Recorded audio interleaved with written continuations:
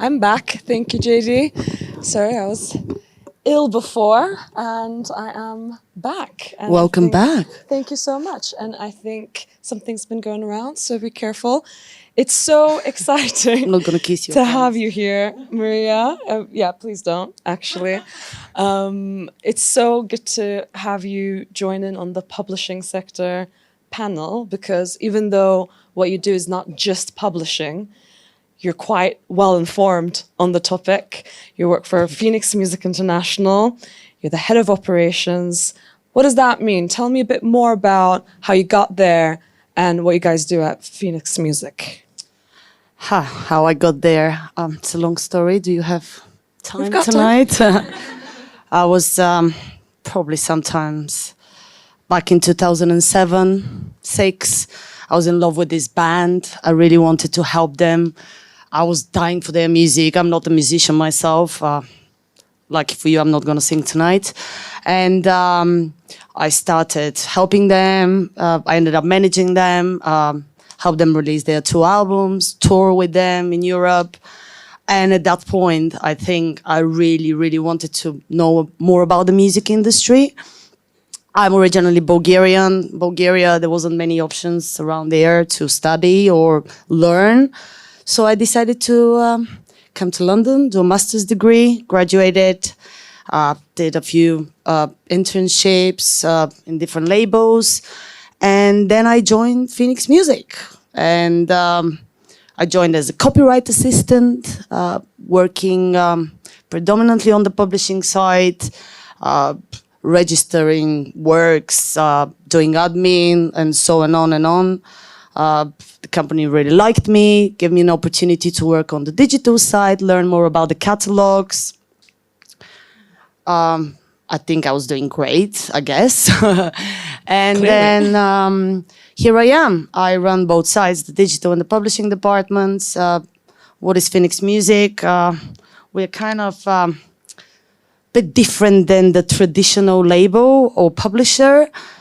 Company started sometime back in 2006 and 2007, where times were very interesting. The music industry was declining, piracy, digital was just evolving. That maybe started from 2000 when everyone was downloading illegally from torrent sites, if you remember that time. I don't know if you do. And the music industry was struggling big time. So a lot of labels at that point went into bankruptcy. So if you go into a bankruptcy, the assets of the company got dissolved and they are transferred to administrator. And then the administrator needs to find a new place for these assets. So they try to find someone to buy those assets. So it's a bit different than the current trend of buying back catalogs, because what we did, we then bought about probably the rights of 15 labels, and all of them were in bankruptcy. They weren't active labels, so we took over lots and lots of music that had to be either digitized, and put out there, because most of these labels were started their business back from the 60s. Then you go to the 80s, and it was interesting times. So when I joined the company, we were still in the process of digitizing a lot of the catalogs. I'm talking about thousands of recordings, some of them with bad quality, so we had to find a way to remaster those. We have lots of reggae, we have classical music, we have pop and rock. So that took a while to do. Okay, well, let's break it down a little bit, because that's a lot of interesting stuff that I want to go into a little bit more. So, as you've also said, there is a trend of catalog purchasing. You know, we hear it all the time. You know, I recently saw that the Pink Floyd catalog was going to be auctioned for, what, 500 million? But somehow it didn't go as planned. And I think it was BlackRock and Warner and Sony who were involved in the negotiations. They all wanted a piece Maybe of I can't comment on that. Sure, but do you think that this trend has started with, hypnosis or people like that, or because you've been doing this job and you've been doing this side of the industry for a while now, how does it all start? When did people start buying catalogs, and why is that important for the industry? I think what we did was a bit unconventional because at the time, again, going back to 2006 and that period of time, buying a back catalogue, you couldn't sort of say how much this catalogue would be worth because you didn't have the data. You can't predict if there wasn't much streaming. I mean, it was only predominantly iTunes. So the data wasn't there to measure this. Nowadays, it's completely different because you can put a value on a catalog very easily by calculating, the streams equal times and etc. But when we did it, it wasn't a trend because who wanted to invest in your grandmother's music, And it's I think the digital landscape and the streaming era changed everything because the revenue changed, everything changed. We see nowadays, as you probably all of you can recognize that back catalog is coming back to sort of back to the books because even especially in the pandemic, everyone would listen their favorite music at home, and back in the days, you only have radio and whatever's on the charts. Now you can listen to Madonna as much as you want. No one's going to judge you. And another point is as well we need to comment on that is that there's more and more platforms, and also platforms now started paying the label. I mean, this is a big conversation. We're not going to get into that, but platforms paying labels as well as publishers. So that changed the publishing economy as well, especially for back catalogs. So the revenue is changing and everything is changing, or already has changed. Mm-hmm. And how would you define a back catalog? Oh, I love this question. So back catalog, the term appeared sometimes in the 90s. Yeah, but a lot of people asking the same question because it's kind of, how do you define it? Is it 1 month? Is it a year? Is it 5 years? I would say, it's officially, the term appeared in the 90s where people were changing their vinyl collection to a CD because the CD was the new format. So that shifted the sales. And a lot of back catalog, a lot of older releases came into the charts. So the charts were there to promote new music. So they had to decide and came with the idea of back catalog term that everything that is older than 18 months is a back catalog. So it can be included in the charts. So this is the official definition, which is still kind of, you follow the rule of 18 months in a way. That's quite interesting because, right? Yeah, of course, because there's so much emphasis on back catalogs. Last week, 2 weeks ago in the sync panel, we discussed the Kate Bush sync placement again. Yes. From like a catalog That's perspective. phenomenon. Why is that interesting?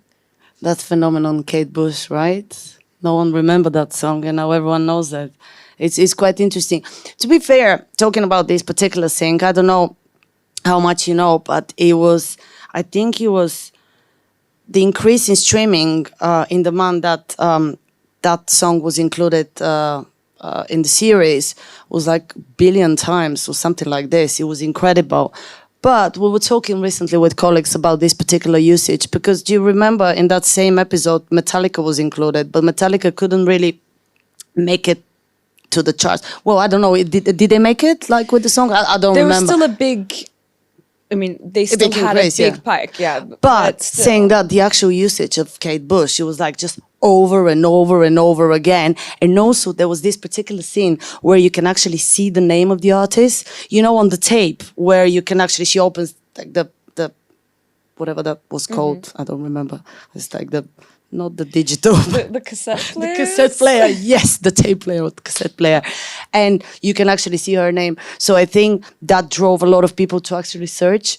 I don't think it will be the same effect because no one, like Metallica wasn't anywhere shown. I don't know. Maybe this particular usage was interesting. Yes. Well, I'm glad you brought up Metallica because I've been feeling the same way. Like having watched that episode, and Kate Bush did get all the praise, and I'm happy that people who didn't know about her now found out about Kate Bush.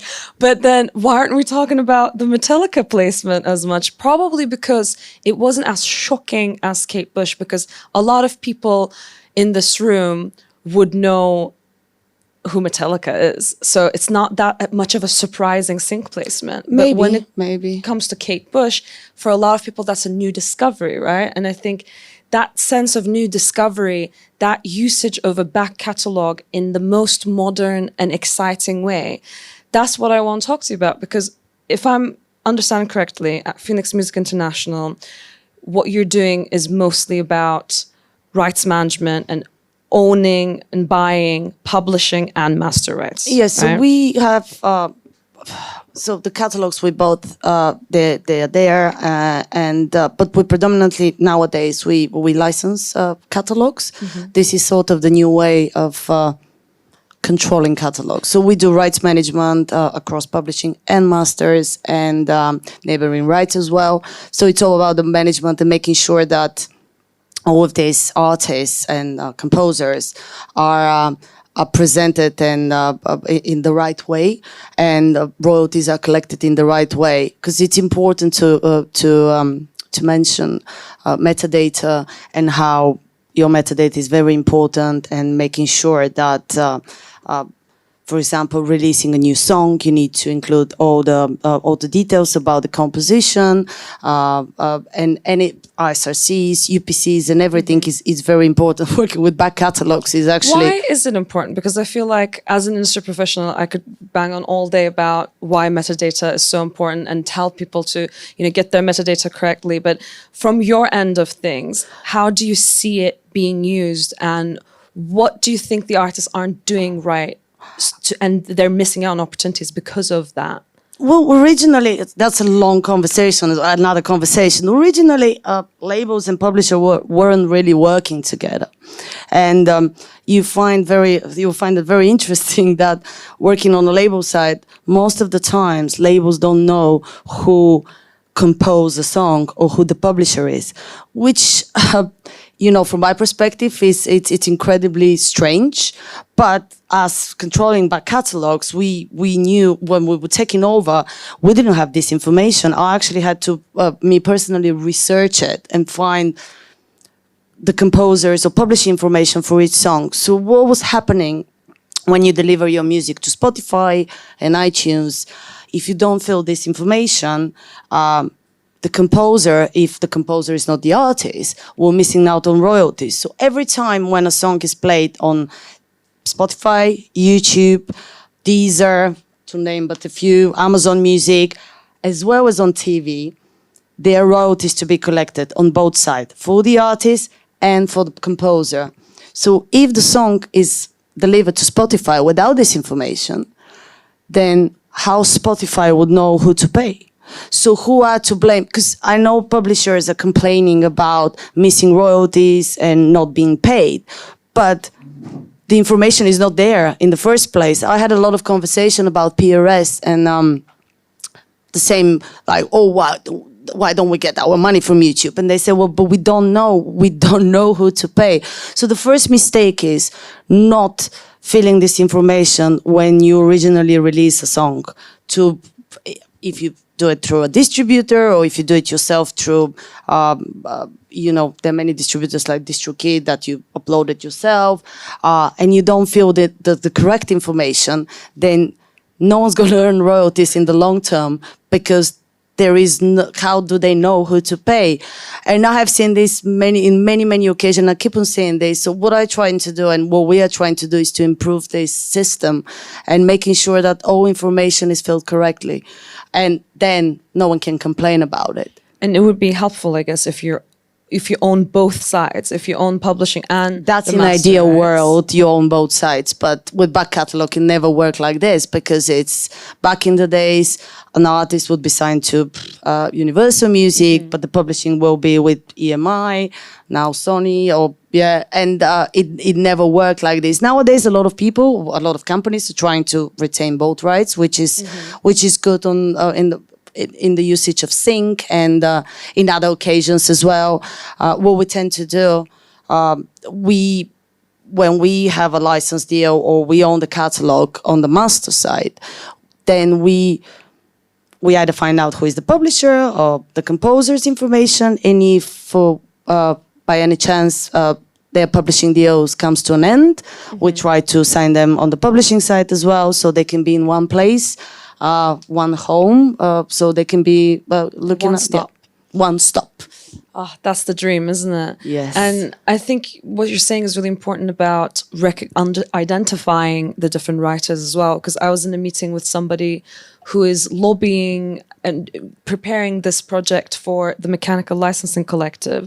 And what they're trying to do is that to get a standardized agreement and to get the industry to agree on it and pledge that before they release any song as a record label or any other distributor, they will make sure that all of the right codes are available and they all know the correct ISWC code. Because they are talking about these universal ISWCs. In reality, I don't know if it's going to work because, for example, a practical example, if you register a song on PRS, PRS does not allocate an ISWC automatically. It only allocates... What is an ISWC? Sorry for the audience. Is the international code. I actually don't know what's the abbreviation. It's international. Thank you. Thank you, gentlemen, from the audience. From the front. One of Yes, our it is. tutors. So this is the international standard. Work Thank code. you. So it's to identify. Identify the song, but you don't automatically receive the ISWCs. They only get assigned if a song has attached usage on it. So in an ideal world, if you have a new release, currently you cannot supply the label with the ISWC because it doesn't exist. Well, that's why you can't standardize it. And I think the problem that we encountered in that meeting as well, also, nobody wanted to take the blame for it, right? The record labels don't want to be responsible for it because they're thinking to themselves, well, I don't need to know every single writer on this track to be able to release it. I don't care because I own the master rights and that's what I care about. So ultimately we decided as, Music Managers Forum that the responsibility falls on the manager because I need to make sure that my artist, my writer gets recognized and the correct codes are absolutely delivered. In the recent years they distributors changed the system, which is actually quite good. We distribute through a company called Fuga, and at the moment if you upload your song you can't deliver it to any DSP without the publishing information, which is a good procedure because you just can't do it. So you have to find out. You can put copyright control or unknown, but if you want to do your job properly, you have to find this information. We struggle this from a back catalog perspective because we acquired recently a label from the 60s. So as you can imagine, there is no much information about the actual label, no much paperwork in terms of metadata. So we had to do the broader research about, and some of the songs were never registered as well. So that's kind of, that's a very challenging moment when you work with back catalogs. Of course, but do you guys do publishing admin as well? Yes, so the other side of the business is publishing admin. So parts of the catalog came when we were buying the master rights. And the other part is we've done a lot of administration deals with back catalogs. With composers who look for home for their rights. So there is no really cross-reference on both sides. So publishing is separate to the master, which is quite interesting. You can think of that it was both sides, but no, they are different copyrights. So this is a lot to take in for, let's say, an independent artist, and these are quite complicated technical terms sometimes. And I want to ask you, because I talk here a lot about PRS and PPL and why everybody should register. And thankfully I have artists now emailing me after the panels just saying, I've registered, this is my screenshot. And that's great. But what about publishing admin? Do you think artists should seek that out and work with, companies like Song Trust? Or do you think just registering with your collection societies are enough? And what's the difference between that and a professional company actively getting your royalties and your admin for you? So yeah, to start with, every composer should be a part of collecting society, because this is, sorry if she reminds you every week, but it is very important. It doesn't have to be PRS. It could be any other society around the world. I would say that you should join a society where you predominantly perform. So if you live in France or perform in France, join SACEM. If you're in the UK, join PRS. And America, you have actually a choice of a couple of different societies, IMRO not monopoly. For Ireland. IMRO for Ireland. Yes, there we go. Once you do that, you have a choice. You can register your songs yourself. And joining the society also is for free. Correct me if I'm wrong. I'm pretty sure that PRS is for free, so everyone can join. Is it not? £100. So but that changed. It. Sorry. But that's it. PPL was for free. I think they used to take like a percentage from your first paycheck. Okay. Yeah, I haven't joined as a composer. Okay, there we go. And hecklers, please. And yeah, so you have a choice. You can either register the songs yourself. You should definitely do that, or register the songs, or you can find someone like Song Trust or Centric to register your songs. The main difference is if you register your songs yourself, you can only claim the performance shares. So you can claim 100% of the performance shares, but you cannot collect the mechanicals. Well, you cannot if you're not an MCPS member. So that when it gets complicated. MCPS represents publishers, the publisher societies, and it was created for this. So all publishers are MCPS members, and that's how they collect mechanicals. Writers cannot do that. You can join MCPS if you want. The fee is quite higher, and I'm not sure if they accept everyone. That's my only comment. I don't work for PRS or MCPS, so you should invite the guys to do a panel here. Well, MCPS is definitely where it gets a bit more complicated. And you were talking about how the streaming industry has changed the business a bit. And this is something that I'd be curious to hear your opinion on. Is a stream technically a mechanical royalty? Oh, it's both. What are the royalties that go into streaming? It's one side is the performance side, where because you perform on this recording, and the mechanicals is actually the recording spinning, which is technically not correct because it's not spinning. Nothing is spinning, but it used to be spin.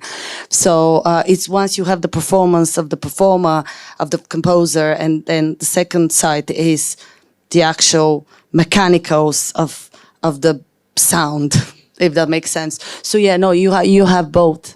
You receive both mechanicals and performance. However, in order to receive that, you need to have a publisher or administrator. And the companies like the above mentioned are very good. If you're an up-and-coming artist who doesn't have, if you can't find a publisher to sign you for 20 years or so, I think these companies are great. We also do short-term deals nowadays. Administration deals are a good way of rights holders, composers, or artists to retain their rights in the long run. So you sign with someone for a couple of years. The downside is you don't get a big advance. But on the other hand, this is a good way of having control over your own rights. So I highly recommend doing that. I mean, the traditional publishing deals were usually big advances, everyone is happy, but then you have to recoup this advance. So in the long run, it's not a great way of retaining your rights because you don't have control for the next 20 years or 25 years. And how have publishing contracts evolved and changed over the past couple of years that you've been in the industry? Are you seeing more of a transition towards short-term contracts? Definitely. I think it's the new era, and because of the appearance of all of these companies, it makes it so easy for everyone to sign up, and it changes things, and in a very good way, in my opinion, because now everyone can have a publisher. It's a dream come true. 10 years ago, we couldn't even be talking about this, and the term publishing was such a wow, what is this? You know, so old school. Now it's just about finding the right place for you. You can sign up, and I'm sure you had guests from. We also do the same thing for our artists, and when we offer administration deals, we tend to offer them 2 to 5 years with the idea of if we doing a good job, they can re-sign or auto-rolling contracts. So short-term deals are definitely the future. Unless there is a company who wants to pay a lot of money and you want to give your rights away, yes. Well, it's difficult to predict the future, but I'm seeing a lot of the old trends come back. I've shown some statistics to some of my students about how vinyls are making a comeback and how we're even seeing an increase in, believe it or not, CD sales. And I want to ask you, because I need to find my CD player. You probably you probably should, because it's clearly, the mechanical rights could be coming back, because it was way more straightforward when mechanicals meant physical copies, right? So as a catalog owner of many different back catalogs and labels and whatnot, would you then go and press some CDs and press some vinyls now? So that's this question is difficult, because yes, we see the vinyls increase, but don't you think that people are actually buying it not to listen to the vinyl? It's more about having the physical copy and touch it, and they still play Alexa, say, hey, Alexa, play me that song. Well, let's do a show of hands, actually. Who here still buys vinyls? And listens to the vinyls. Okay, who here listens to the vinyls? And who here uses them as for decorative purposes? Oh, God, okay. I know. It really depends on the vinyl. But what I'm saying is, there is an increase, but it's not compared to the digital. So is it something? I think it's a collective collection. Yeah, it's the actual idea of having it in your own hands. Is the special boxes are important but this is for the super fans. That's how I see it.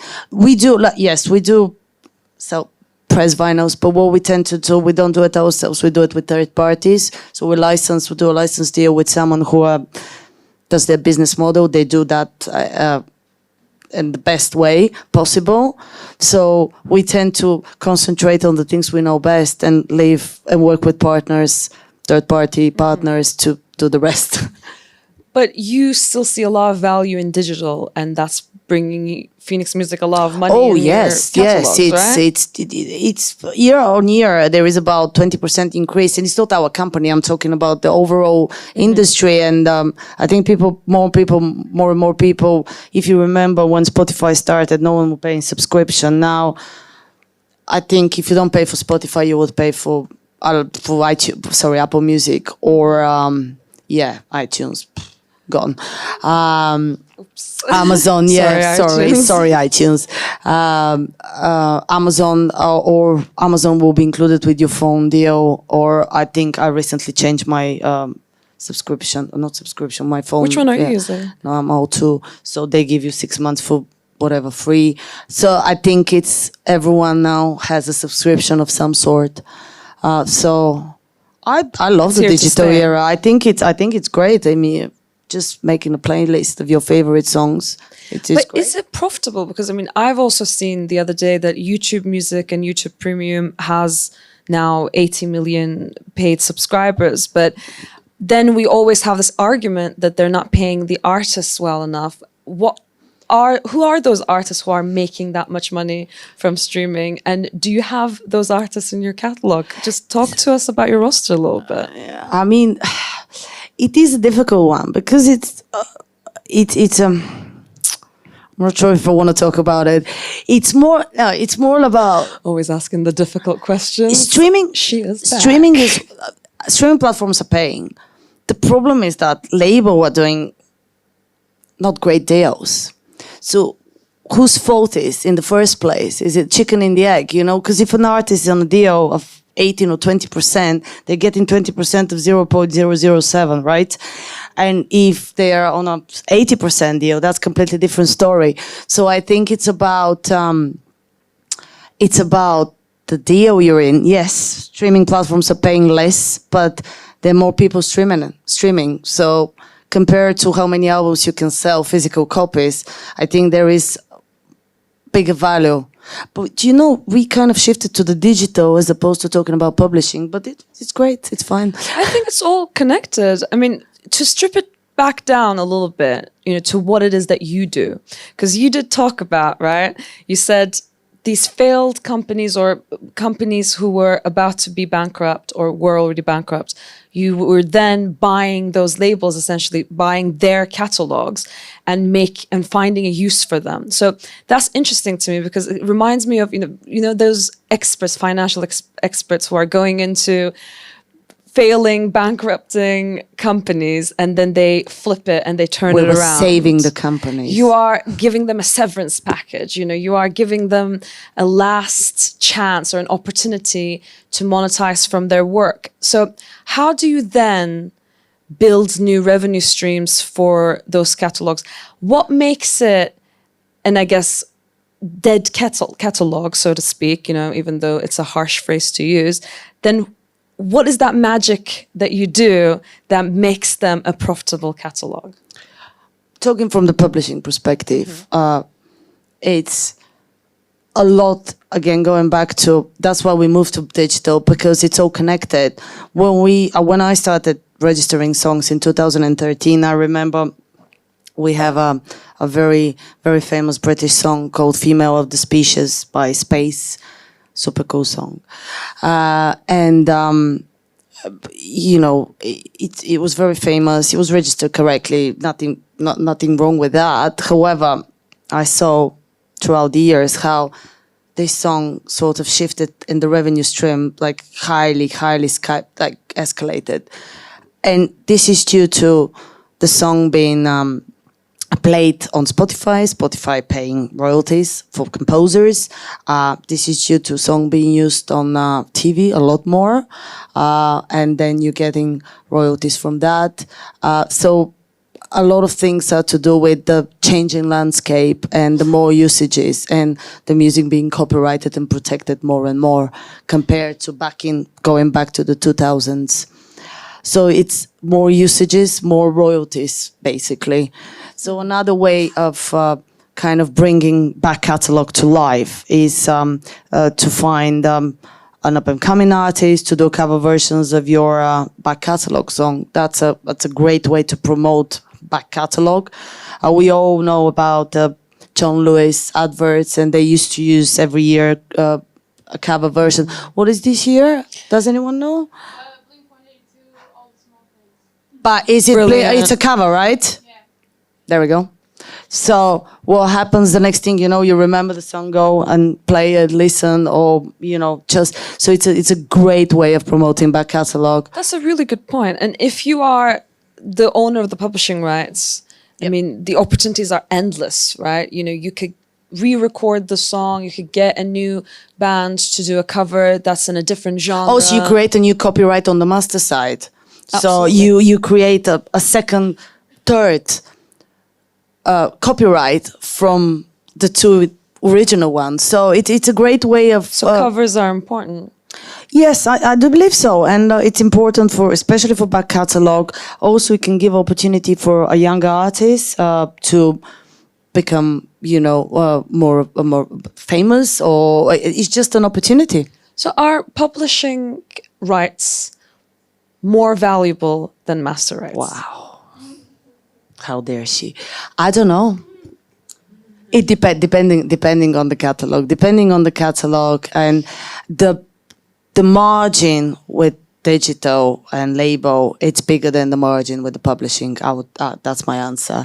So, but again, depending on the catalog, if you own Madonna's catalog, maybe it's a different story, you know? I'm always very interested in the work that, for example, Hypnosis is doing because of this very reason.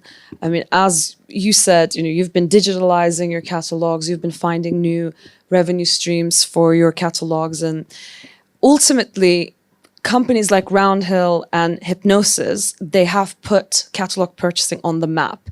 And for the first time, I think, in ages, finance firms and big funds, they start to see songs as a real asset category. And from what I know, because I've looked into Hypnosis model, very closely, that what they're trying to say and what they're arguing is that we can raise the value in these catalogs by administrating them well, and because of our personal contacts, because basically we're the best at our jobs and we can do it better, which means that this song that was valued at this much last year, with us, it will be valued at even more. So what is your take on that? Are those companies here to stay, or are we going to see a decline in that in terms of the value of songs as an asset category? It's these companies appeared because I think it's just easier to evaluate the catalog. As I mentioned earlier, everyone in this room can calculate how much they can earn in a year from my song. It's a simple calculation. So I think investors saw an opportunity because they're good in math, and and they can see the future, and their money to be spent. Are they here to stay? As long as there are catalogs to be sold, and available catalogs. For example, we recently haven't bought anything because they're buying everything, and we don't have the funds to buy Bowie's catalog. But we can only see in the future like what's going to happen, because it's about the management. If they're shit in their job, they're gonna go.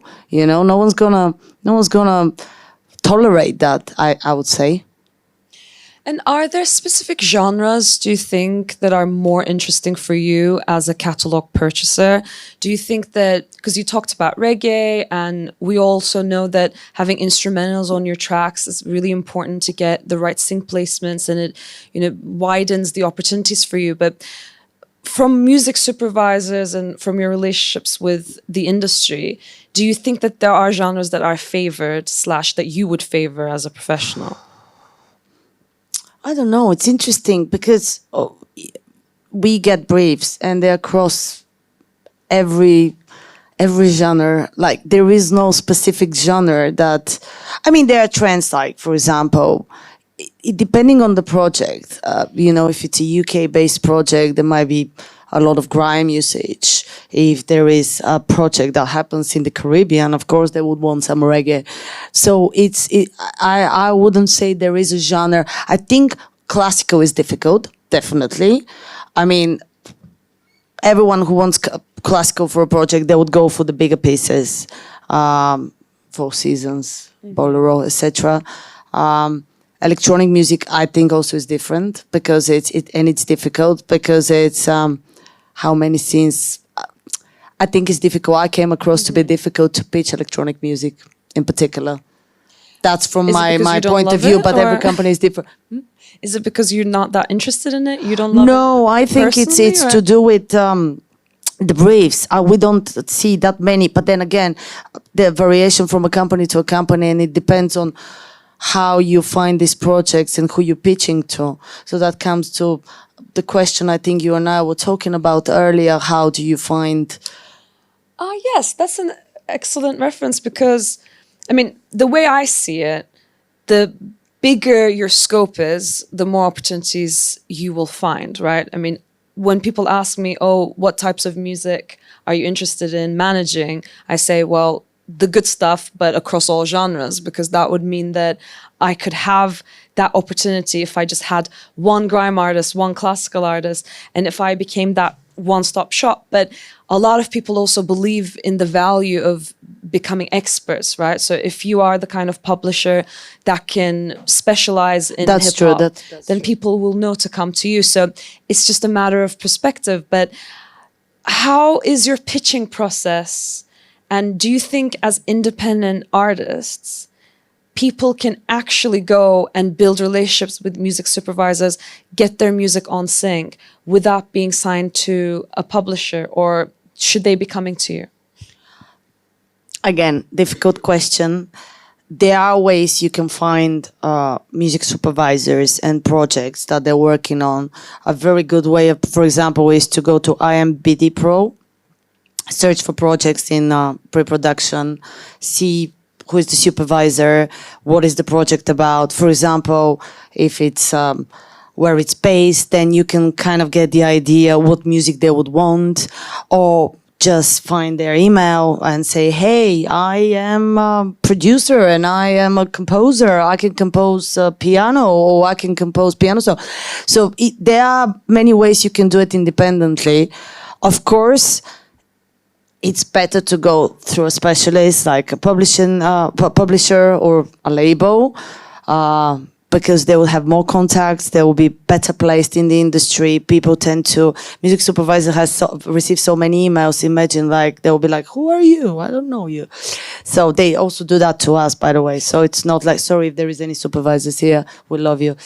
You're great. We love music supervisors, just say.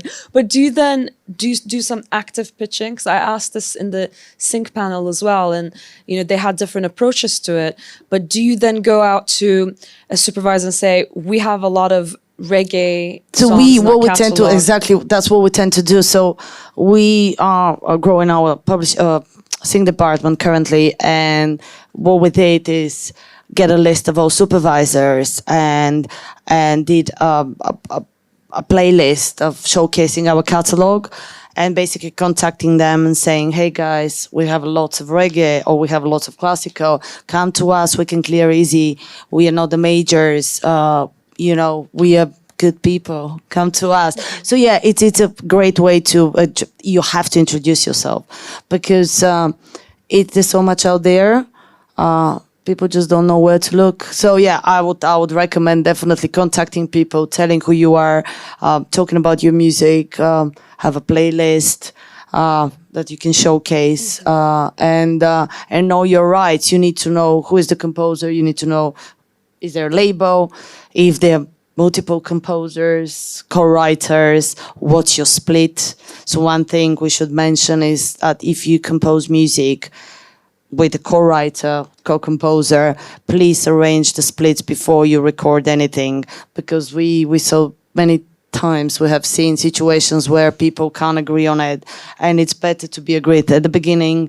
Send an email to yourselves, say, hi, it's 50-50 or it's 40-60, so you can avoid all these complications afterwards. Drama. Yeah, the drama. It's a lot of, yeah. But these are great tips, and I do want to open the floor to questions in a bit and get more advice from you. And I'm sure people will have loads of questions. Prepare those questions now. But I do want to ask a final thing, which is, because you talked about licensing and licensing catalogs. So you're from Bulgaria. Yes. There are so many emerging markets out there. I mean, I know the Bulgarian market a little bit. I'm from Turkey, and Turkey is an emerging market. We've been seeing Nigeria as an incredible market that's been emerging. But what do you do? What are the things you need to be doing to license your music in those markets? And how do you then expand the use of your catalogs, and how do you license them and grow the profile of artists in international markets? And what are the markets that we should be worrying about right now? So to start with, we actually didn't mention that, is as a publisher, what we tend to do is we have sub-publishers in the main countries and main territories. So you have two options. Publisher can represent worldwide rights through PRS, or they can go to the local businesses and try to find local partners. In my experience, this is the better way to do it. So, for example, we have a sub-publisher in Germany, in the United States, in Japan, France, Spain. So the main sort of core markets. So then what you do, you send your catalog to the local partners. They then go and register in their respective collecting societies. So they can collect royalties from the source.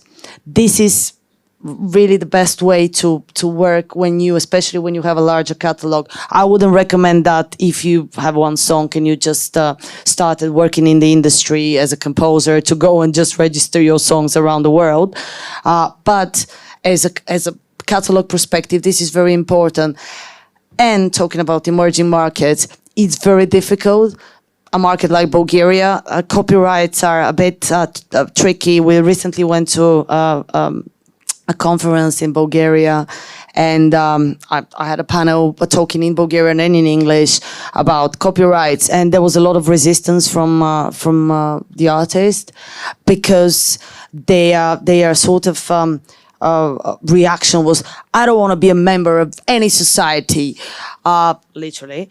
But this is due to, but the problem is the societies. I don't want to name anyone, but there is a broken system, and it's not. So this is a problem as a rights holder. So ignore me being from Bulgaria. If I want to go and present my rights, it's quite tricky. So you can find local partners, but can they collect? So this is an overall issue with the emerging markets. That's why they're emerging markets. But it is important to have those local partners, right? That's ultimately how you would expand an artist's reach to the international Exactly, market. and also those local partners then send you pitching opportunities for sync.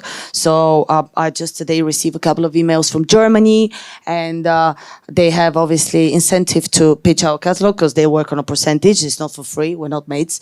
So so it is important to have a publisher, to have local partners. Then other companies, the other companies that we were talking about early, they do it worldwide. Are they doing it great? I am not sure, and I can't comment on that. But I am fan of the local partners and opportunities. Okay, in that case, let me leave you with a final question. In your perspective, what makes a good back catalog? Is it how big the catalog is, or is it how popular the songs are, or how do you calculate that value for them? You did say you can calculate it by looking at the numbers, but for you, as somebody who buys the catalogs, is it how big it is, or is it the songs in them? As a business, of course, if you're looking at it from a business perspective, it's the calculation. It's if we're talking about music loving, of course, if I love rock and roll, I would prefer to go for a rock catalog. But it's when we talk about business, it's about evaluating the business, really. Sorry. But when we're talking about back catalogs and buying back catalogs, we're not talking about signing new artists. This is a completely different story. It's when we're talking about administering rights. It's a bit dry subject, so it's not that sexy as working in. You're making it sexy, and I think they're making a comeback. So thank you so much. Thank you, guys. Mariya Kaperska.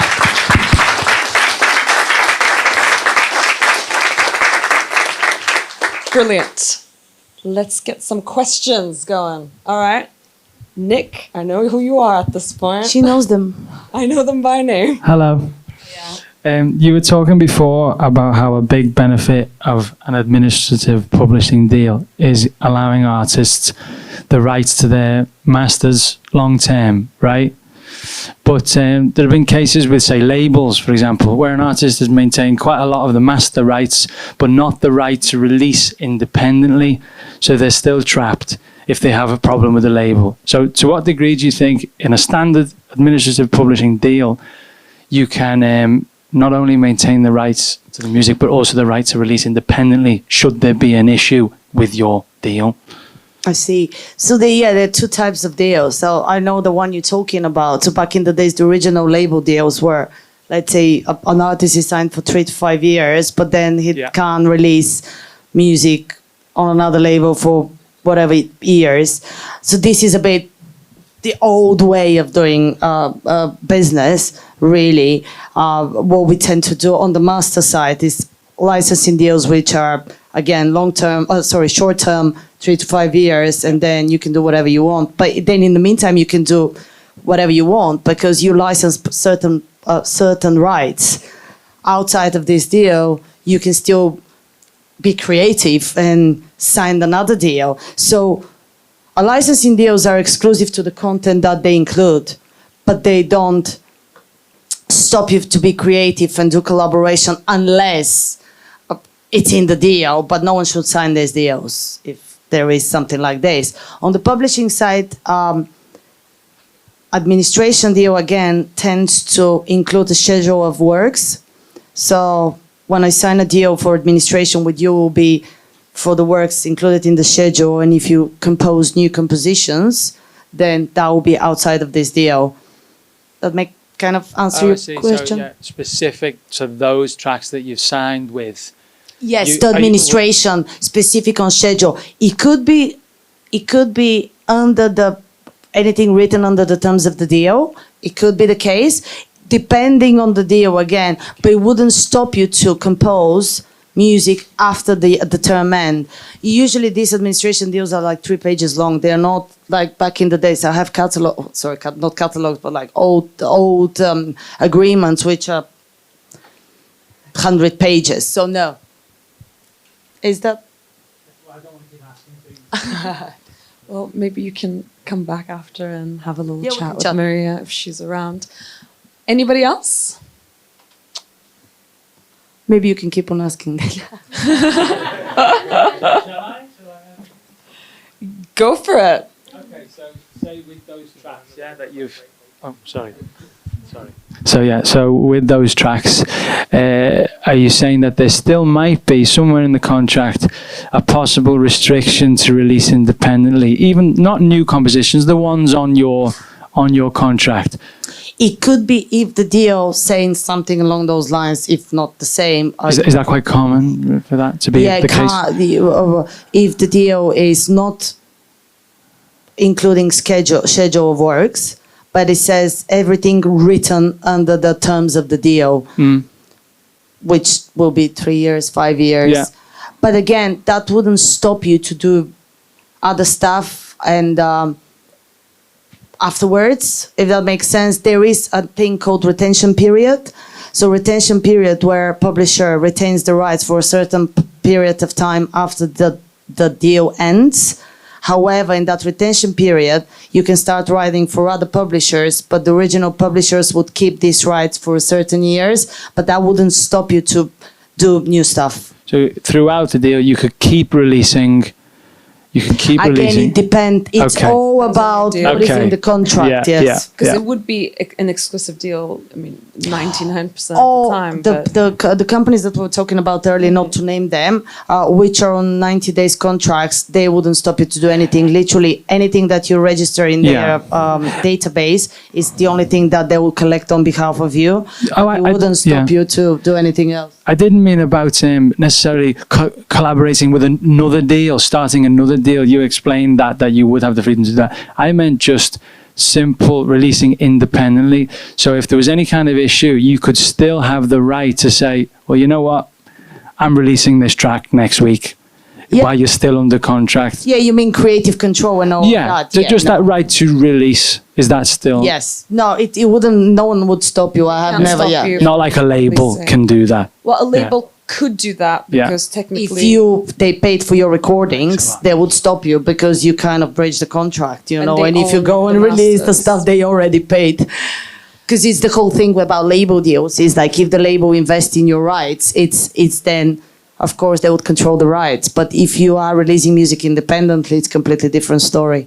But it's important what you said about the retention period, because, when I was doing publishing, we didn't sign an artist because they had a really bad deal and it was a very big publisher, and I mean, to them it was a good deal at the time, but they left the contract. They didn't want to keep on going with them, and the retention period was 7 years. So if I I've were to seen be their 15. publisher, exactly. So it's very common, but that means that if I'm to become their publisher, I can't make any money on that. On for the old next music, but you can 7 invest in years. the new efforts in the new music. So it's all depending on can flip it. how you want to approach this, and is there money to be made from the new recording? We're still not creative, just talking about money, but hey. No, but you got to keep on creating. And I think going back to that point about what makes a good catalog, I think, if an artist is constantly creating, and if you see that they're constantly releasing new music and the catalog is growing, for me, that's an important thing to see, because I would want to invest in that musician, Yeah, absolutely. And you're creating a back catalog, and and then one day we'll be working together. So Win-win. All right. Any final questions? just Well- remember to do your metadata correctly. And oh no. Oh, no. It's just going off all that chat over there, right? So you've got a label that stops you from releasing music, but you want a catalogue, and publisher wants a catalogue that's making money, that's getting people's heads, that has value afterwards. But how can you make and even you said keep creating music? But what's the point of creating music? If you don't have your rights. If you don't have the rights to release, therefore your catalog can't make money or grow value. I Well, think that's what you're trying to get. Well, but the thing is that if the music is there, you should be receiving royalties, right? Like even if you don't have right to release. But I've never came across with someone that was stopped to be released. I'm more. We're talking about bands that was we're talking like major label stuff, right? Bands that was shelved, literally bought out of market to make way for One Direction. They were paid for 5 albums. They just did 2, and that's it. So how can they create a catalog that has any value if they're not allowed to release anything? How would Under that name, they can't Yeah. do that. No. Yeah, no, they can't. But they create a new band. But this is that's not a common thing though. I'm pretty sure it would happen like back in the days when you have the big. in LA and everything, it still happens. Bands are taken off the market to make market. Well, the point is then to answer this question, don't sign these deals. So it's Well, the best advice given is consumer Mondays. no, honestly, it's read the deals. Like honestly, it's if you have to read the deals, don't get like tricked by the money or anything like this. It is important to know your rights, and your rights are your own rights. It's 20,000 or 50,000 wouldn't change anything. Although it's good labels and publishers to invest in an artist because they would invest in their development, etc. But just read the deals. I Read can't the answer this deals question. is the final thing that we're going to end on. And thank you so much, Mariya. Give another round of applause. Thank you, guys. for Thank Mariya you. Kaperska. Pleasure.